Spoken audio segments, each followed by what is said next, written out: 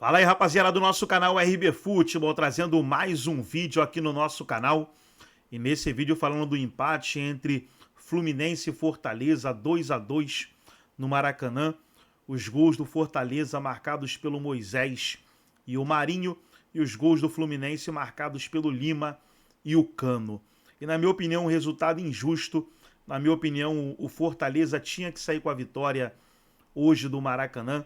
Fortaleza teve chances no segundo tempo de matar o jogo e não matou, podendo fazer ali 3-1 com várias oportunidades, várias chances perdidas, mas ainda assim eu não posso deixar de falar aqui do pênalti não marcado para o Fortaleza. Um empurrão claro do Thiago Silva no Breno, e o VAR, que deveria chamar o árbitro para olhar o lance, não chamou, e o Fortaleza acabou sendo prejudicado. Tiraram 2 pontos do Fortaleza no Maracanã. Vamos aí para o debate e daqui a pouco nós estaremos de volta. Você que ainda não é inscrito, se inscreva no canal para você não perder nada. Estava falando se esse ponto não ajuda muito. Eu tenho a impressão que pelo que aconteceu na partida, até teve um momento que a torcida vaiou. Você me corrija se não for verdade. E aí a torcida apoiou. E esse empate, apesar de ser um pontinho só, que o Fluminense abre para a zona do rebaixamento, acho que moralmente foi muito bom. Acho que o fato de estar fora da zona do rebaixamento já estava, mas está um ponto acima de um jogo difícil como esse contra o Fortaleza. Acho que a torcida acabou saindo satisfeita. Tô certo ou tô errado? Boa noite. É um misto de sentimentos, viu, Edu? Boa noite para você, boa noite para o Elton, para o Fã de Esporte conectado com a gente aqui no Sport Center, porque sim, nós tivemos aí uma grande alternância de sentimentos essa noite aqui no Maracanã. Primeiro, é importante informar o público presente, né? 37.969 torcedores. Quase a expectativa que o próprio Fluminense tinha estabelecido quando anunciou a promoção de ingressos. Alguns setores aqui do Maracanã hoje custaram R$5. O setor norte, né? Que é mais culturalmente ocupado pelos torcedores do Flamengo, tinha lá uma parte bem preenchida pelos tricolores. Então havia uma expectativa de um bom público, ele quase foi alcançado, né? Quase que a meta estabelecida foi alcançada. Mas ao longo do jogo, o que nós vimos foi uma oscilação de sentimentos. Uma torcida que apoiou bastante no primeiro tempo. Quando o Fluminense toma o gol de empate, faz 1-0 com 10 minutos e toma o gol de empate com 18 minutos, o apoio continua incondicional, mas começam as vaias para cima do Martinelli, que é quem disputa a bola com o Martinez, perde essa disputa na intermediária, e desse lance tem origem o ataque, né, do Fortaleza, do cruzamento do Lucero para o gol marcado pelo Moisés. Então o Fluminense continua tendo, como o próprio scout do jogo mostra, mais posse de bola, atacou mais, ocupou mais o campo de ataque, mas outra vez uma jogada rápida em velocidade, aliás, característica desse Fortaleza do Vojvoda, né? É um time que, quando recupera a posse de bola na intermediária, chega com muita gente e muito rapidamente ao terço final.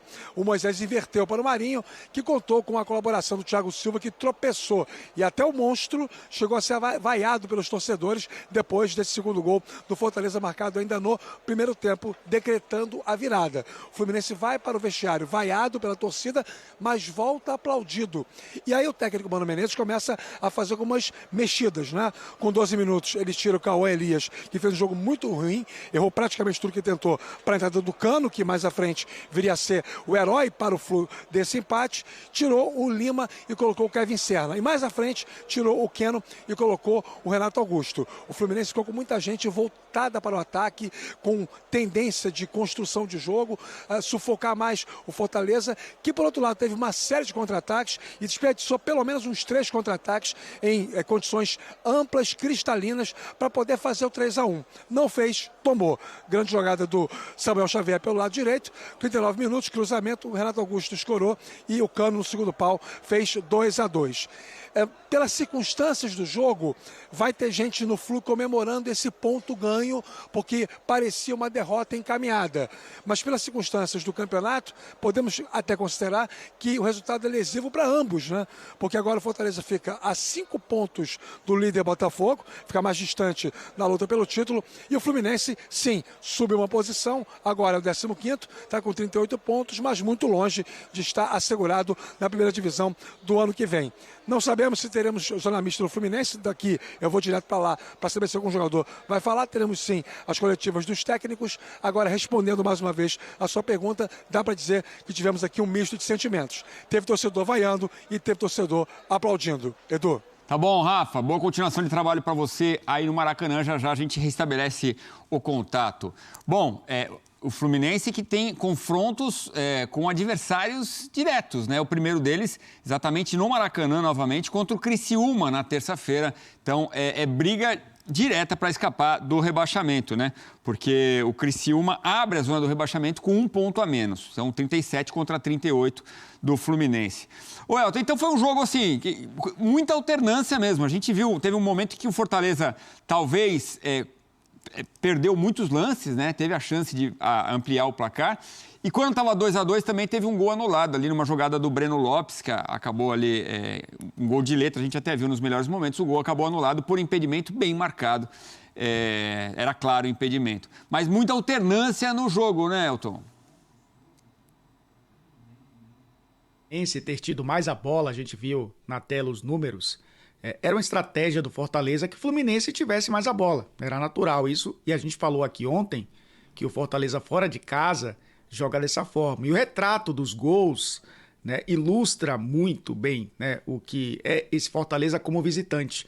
Então, o Fluminense, logicamente, precisava ter um pouco mais de volume no campo de ataque, tendo essa posse da bola, tendo mais jogadores, mas sentia dificuldades nessa formação do Fortaleza, que muitas vezes baixava com linha de 5, né? O Vojvoda colocou o Tite protegendo o lado esquerdo, porque o Mancuso foi uma espécie de ala.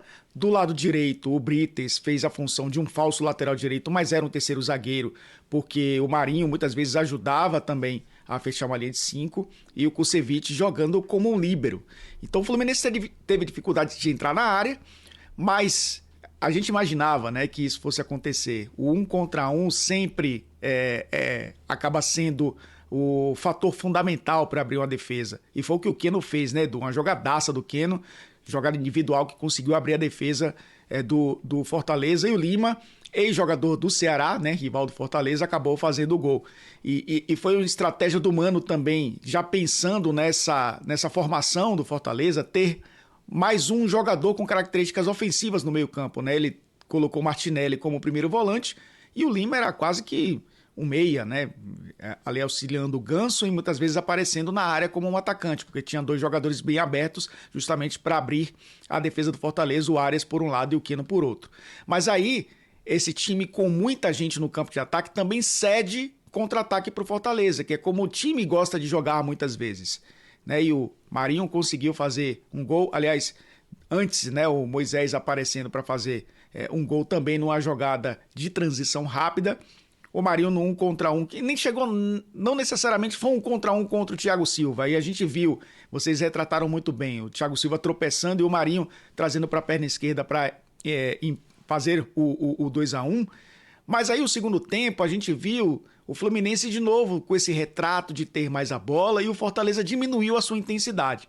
Acho que até a tentativa do Vojvoda em deixar o time um pouco mais defensivo para se armar nos contra-ataques, porque o Breno Lopes entrou no lugar do Moisés e o Pikachu entrou no lugar do Marinho, são jogadores com características diferentes. O Breno Lopes é sim um jogador de atacar espaço, mas tem menos velocidade e menos 1 contra 1 que o Moisés. E o Pikachu é um cara mais construtor, e aí o Fluminense continuou tendo a bola no campo de ataque, sem espaço, mas conseguiu fazer o gol de empate com o Cano. Você citou o Moisés, né, que dividiu águas, o Marinho, que o nome vem do mar, e o Cano também tem relação com água, né? Acabou aí o Cano fazendo o gol de empate, de novo salvando o Fluminense, né, em gols no final. O Cano que viveu um jejum, viveu lesão, voltou, acabou marcando um gol recente, mas vive essa oscilação ainda na reta final da temporada e acabou sendo importante para esse ponto. Você falou, Edu, sobre a questão anímica, que o Fluminense terminou melhor e acabou sendo um empate talvez com um gosto um pouco doce, mas olhando para o campeonato foi um resultado muito ruim, Para o Fortaleza também acabou sendo uma frustração de um time que vencia até os 40 e poucos do segundo tempo, e encostava no Palmeiras, encostava no Botafogo e perde 2 pontos, né, nessa briga pelo título. Mas soma 1 ponto fora de casa pensando em G4, pensando em ficar entre os 3 melhores. E ainda sonhando, né, quem sabe com tropeços dos seus rivais acima, com o título brasileiro, que ficou mais difícil com esse resultado, obviamente. Então tá aí, pessoal, foi um corte do canal do YouTube da ESPN Brasil.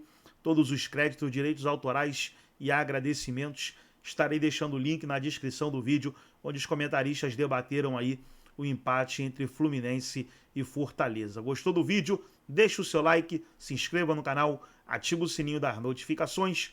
Forte abraço a todos e até o nosso próximo vídeo aqui no nosso canal RB Futebol.